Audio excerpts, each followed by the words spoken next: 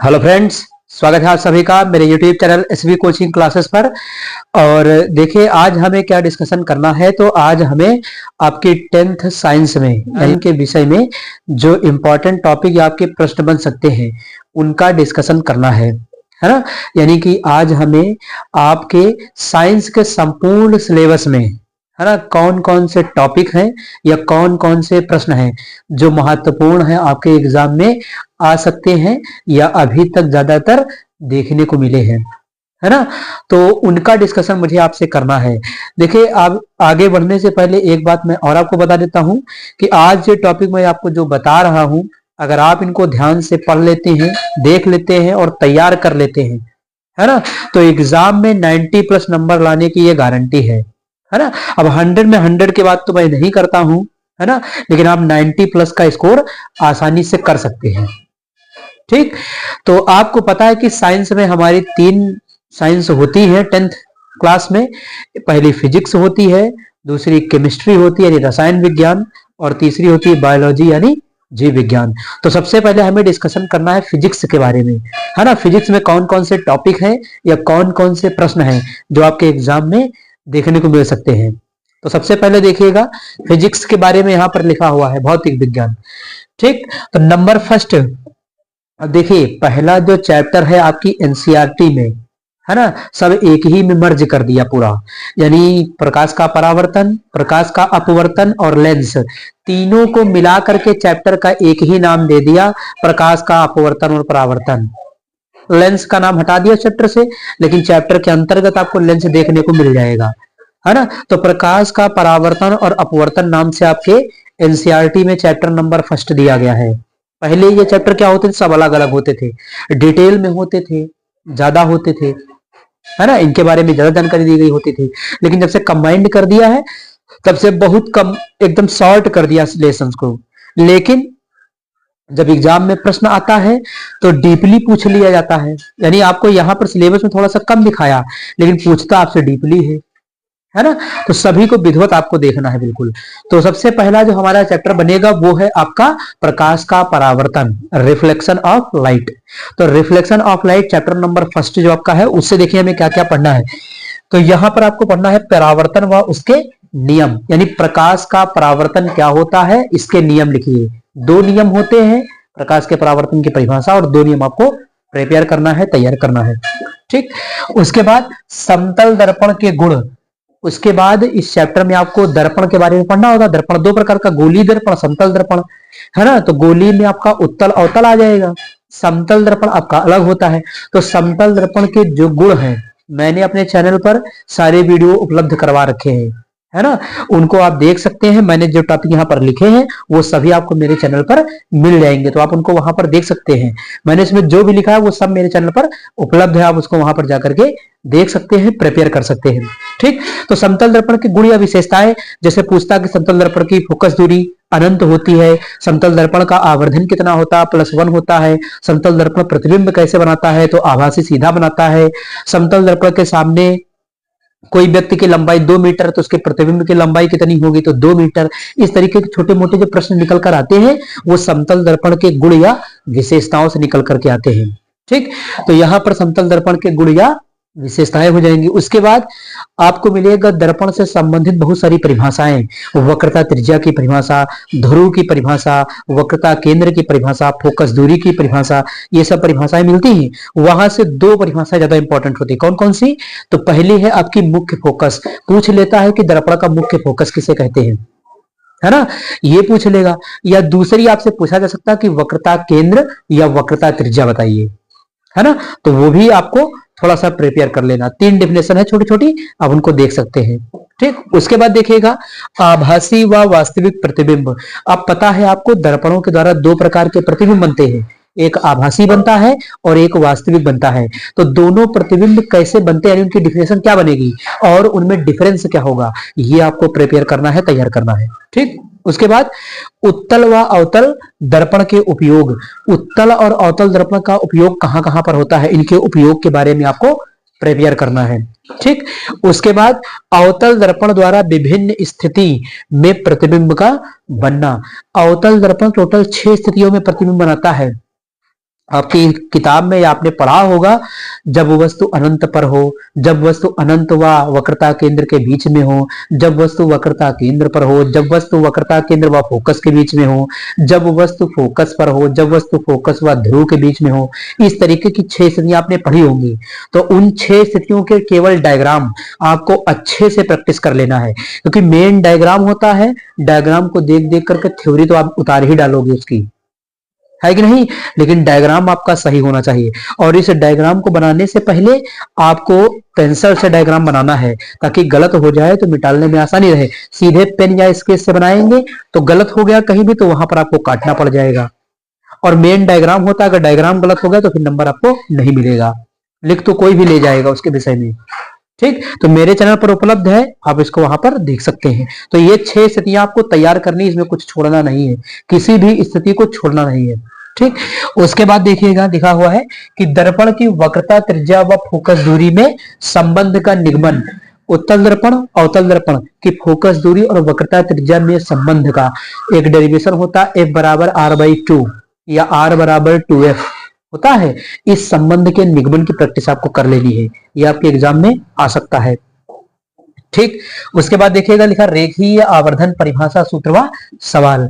रेखीय आवर्धन क्या होता है, इसकी परिभाषा, इसका सूत्र, और पहले चैप्टर है दर्पण वाले चैप्टर पर आधारित आपको सवालों की प्रैक्टिस करनी है ना, जिसमें सवाल पूछ लेता कि दर्पण की प्रतिबिंब की स्थिति, आकार, आकृति ज्ञात कीजिए।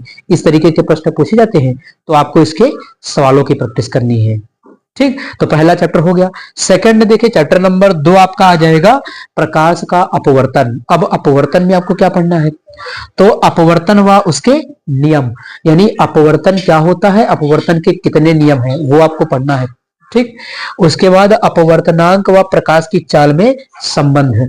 अपवर्तनांक और प्रकाश की चाल में क्या संबंध होता है, इसको आपको पढ़ना है।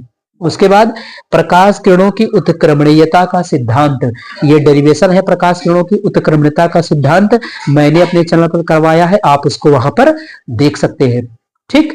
उसके बाद देखिएगा सापेक्ष व निरपेक्ष अपवर्तनांक सवाल, यानी सापेक्ष और निरपेक्ष अपवर्तनांक के सवाल।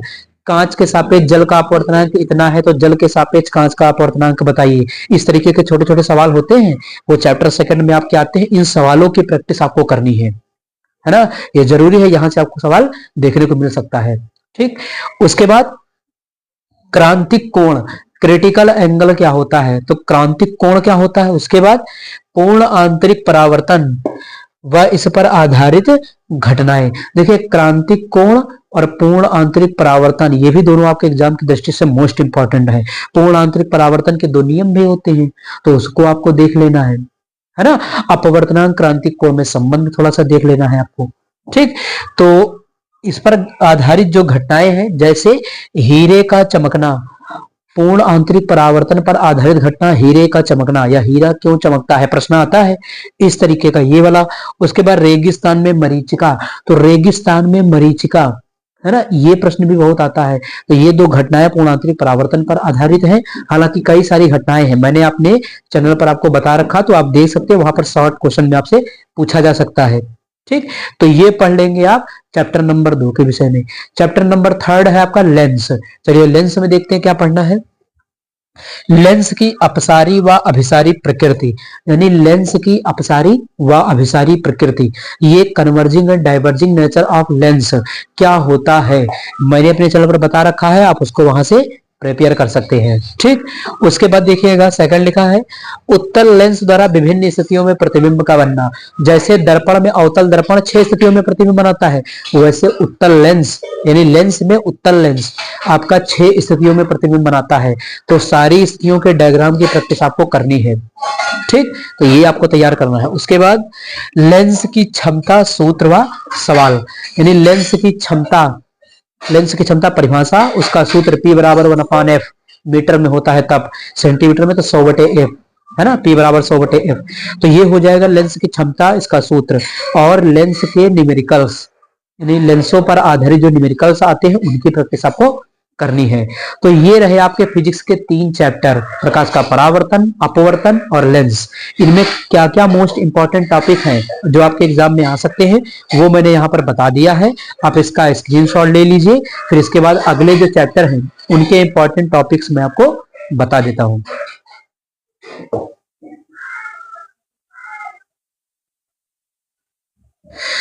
तो चलिए अब डिस्कशन कर लेते हैं उसके जस्ट बाद का जो अगला चैप्टर नंबर 4 है आपका, वो है मानव नेत्र एंड रंग बिरंगा संसार, है ना, यानी human I and colourful word जो आपका दिया है। उसमें देखिए चैप्टर नंबर 4 में आपको क्या पढ़ना है, मानव नेत्र की संरचना, यानी ये ह्यूमन आई का जो स्ट्रक्चर होता है उसके विषय में आपको पढ़ना कि आंख के कौन कौन से भाग होते हैं, उनके विषय में क्या क्या लिखना है, ये आपको तैयार करना है। उसके बाद देखिएगा लिखा है कि निकट व दूर दृष्टि दोष, यानी लिखा हुआ है कि निकट व दूर दृष्टि दोष, इनके कारण और निवारण। तो ये तो एग्जाम में अक्सर छपता ही रहता है ना, कभी इस बार कभी निकट कभी दूर, कभी निकट कभी दूर, इसी तरीके से ये दोनों दोष क्या है आपके एग्जाम में घूम फिर कर आते रहते हैं।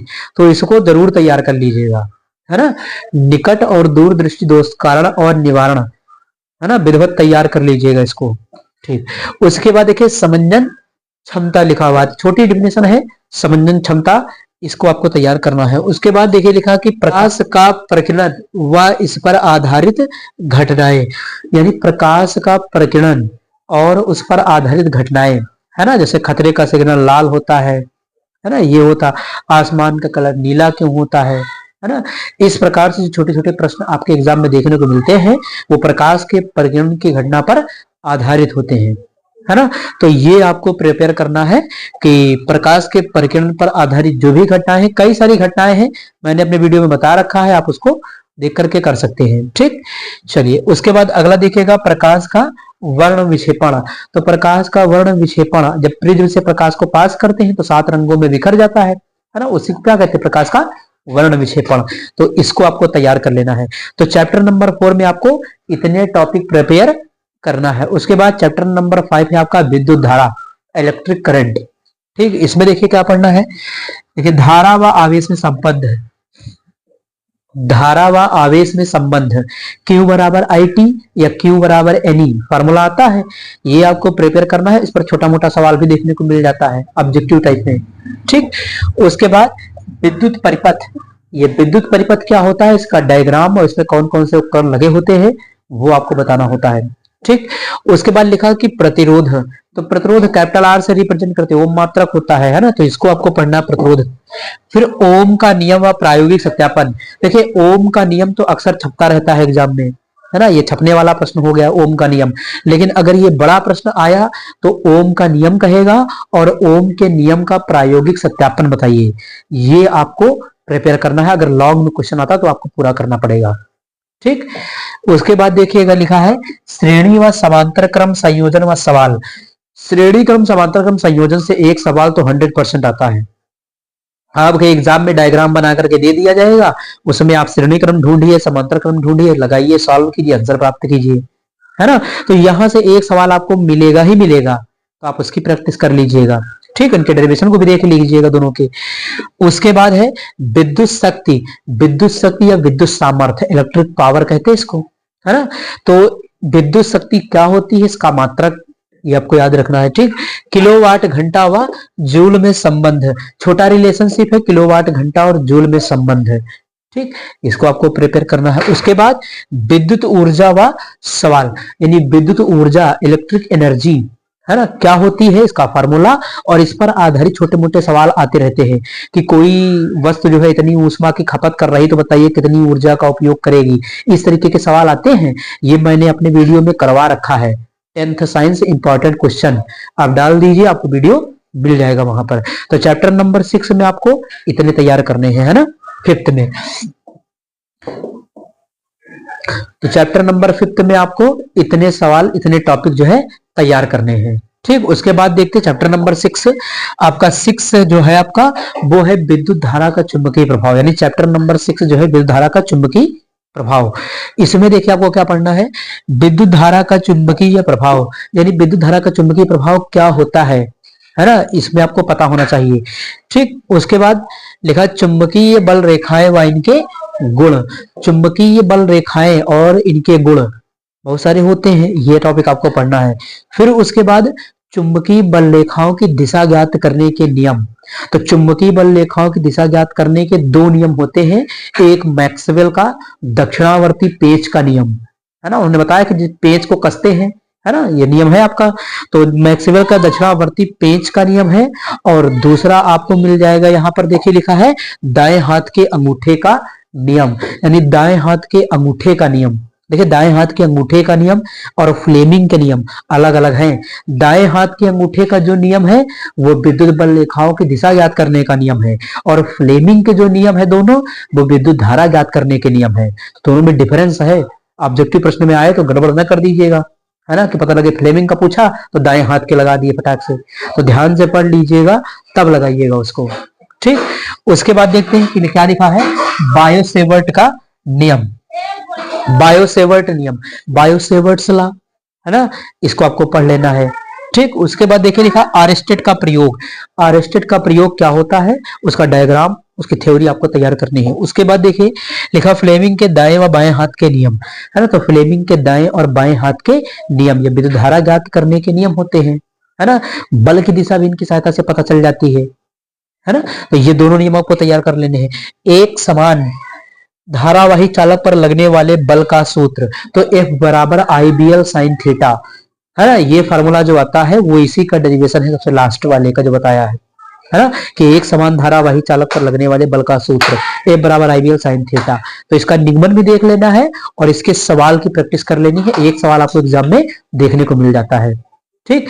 तो इस प्रकार से कंप्लीट फिजिक्स के 6 चैप्टर से आपको कौन कौन से इंपॉर्टेंट टॉपिक है जो तैयार करना है, जो प्रिपेयर करना है ना, वो मैंने आज आपको यहाँ पर फिजिक्स में बता दिया, है ना। अगर आप इतने टॉपिक तैयार कर लेते हैं तो फिजिक्स में भी आप अच्छा सा स्कोर कर सकते हैं यहाँ पर, ठीक। तो आप इसका स्क्रीनशॉट ले लीजिए, फिर उसके बाद मैं आपसे केमिस्ट्री का डिस्कशन कर लेता हूं।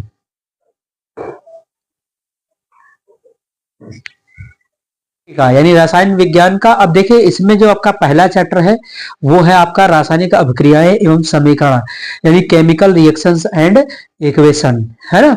तो देखिए इस चैप्टर में आपको क्या पढ़ना पड़ेगा, यहाँ पर देखिए लिखा कि रासायनिक अभिक्रियाओं के प्रकार, यानी टाइप्स ऑफ केमिकल रिएक्शंस। रासायनिक अभिक्रिया के टोटल 5 प्रकार होते हैं, मैंने अपने चैनल पर पढ़ा रखा है, आपको देख करके वहां सभी को तैयार कर लीजिएगा।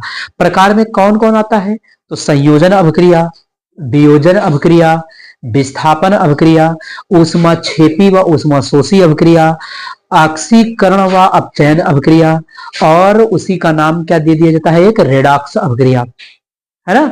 तो रेडॉक्स अभिक्रिया तो वो होती है जिसमें ऑक्सीकरण अपचयन दोनों प्रोसेस, भाई कोई भी रिएक्शन होती है ना, कोई भी रिएक्शन आप ले लीजिए, ना तो उसमें केवल ऑक्सीकरण होगा ना ही केवल अपचयन, हमेशा दोनों प्रक्रियाएं साथ साथ होती हैं। किसी भी रिएक्शन के अंदर ऑक्सीकरण भी होता है और अपचयन भी होता है, तो प्रत्येक रिएक्शन में ऑक्सीकरण अपचयन साथ साथ होता है। तो जिन रिएक्शंस में ऑक्सीकरण अपचयन दोनों होता रहता है उन्हें हम कहते हैं रेडॉक्स अभिक्रियाएं, ठीक। तो अभिक्रियाओं के 5 टाइप जो मैंने बताए हैं बिल्कुल डिटेल में इनको तैयार कर लीजिएगा, यहां से प्रश्न आता रहता है।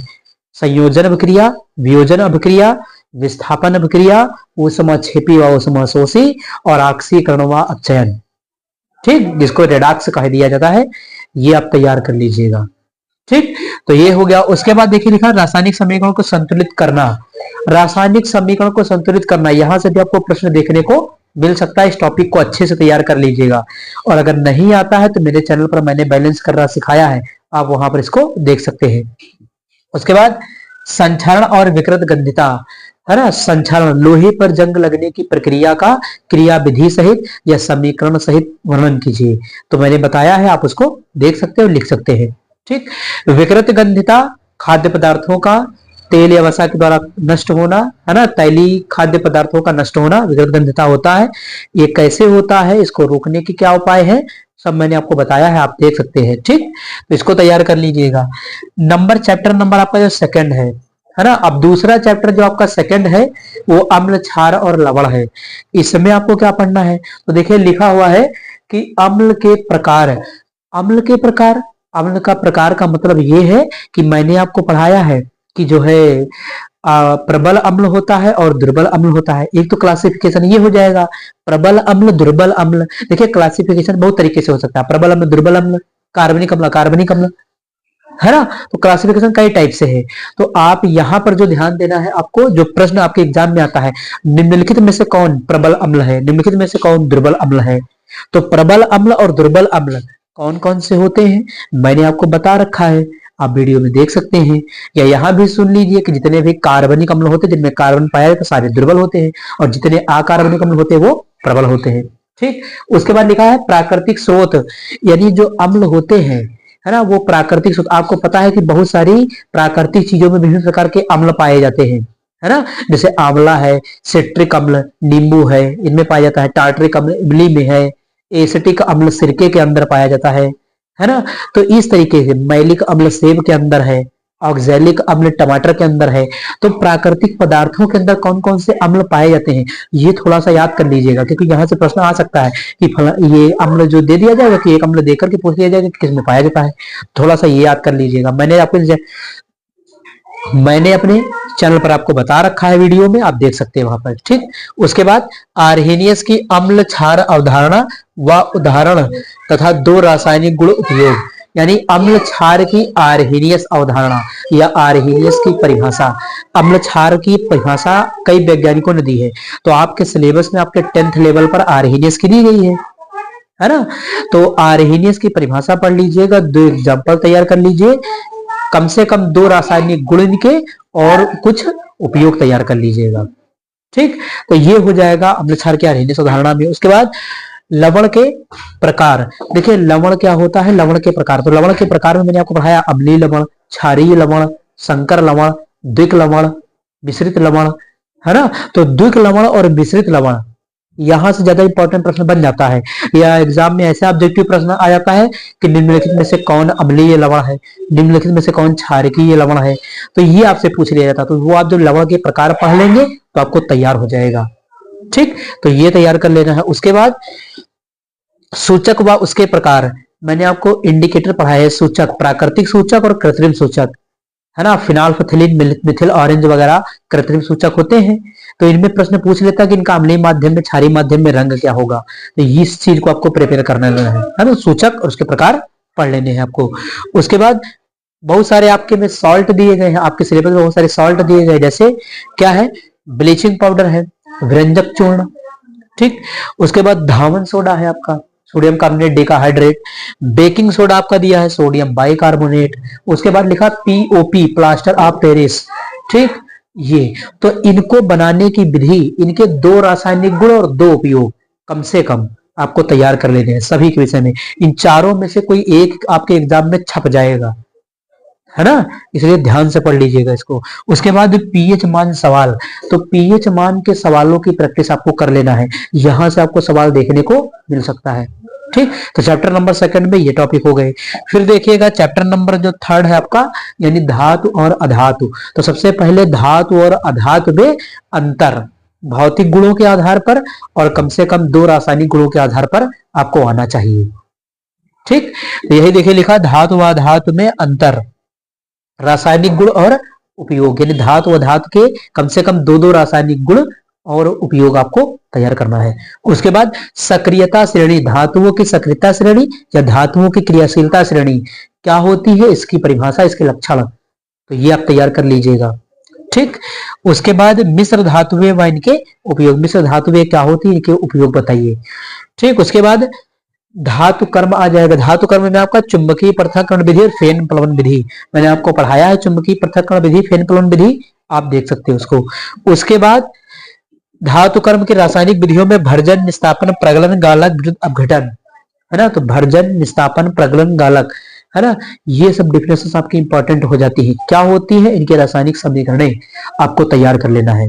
ठीक, तो ये हो गए चैप्टर नंबर 3 तक आपके रसायन विज्ञान के मोस्ट इंपॉर्टेंट टॉपिक्स। आप इनका स्क्रीनशॉट लीजिए, फिर अगला जो चैप्टर नंबर 4 है उसके इंपॉर्टेंट टॉपिक मैं आपको बता देता हूं।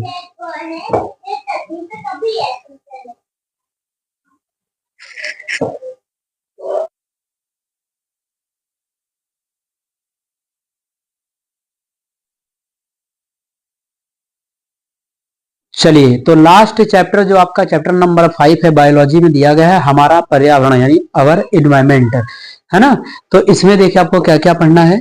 तो इसमें लिखा कि पारितंत्र के घटक, पारितंत्र क्या होता है, इसके घटक जैविक और अजैविक घटक होते हैं, है ना, इनके बारे में आपको पढ़ना है। अपशिष्ट व उसके प्रकार, अपशिष्ट क्या होता है ना। तो अपशिष्ट को कचरा भी कह सकते हैं ना। तो अपशिष्ट क्या होता है, और अपशिष्ट में आपने पढ़ा होगा कि जैव निम्नीकरण, निम्नकरणीय अपशिष्ट और जैव अनिम्नीकरणीय अपशिष्ट के विषय में, तो ये आपको पढ़ लेना है। उसके बाद कचरा प्रबंधन व उसकी विभिन्न विधियां, यानी कचरा प्रबंधन और कचरा प्रबंधन की विधियां जो होती हैं, इनको आपको प्रिपेयर करना है।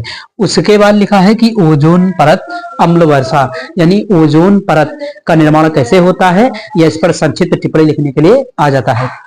अम्ल वर्षा, एसिडिक रेन, अम्ल वर्षा के बारे में आपको पढ़ लेना है, ठीक।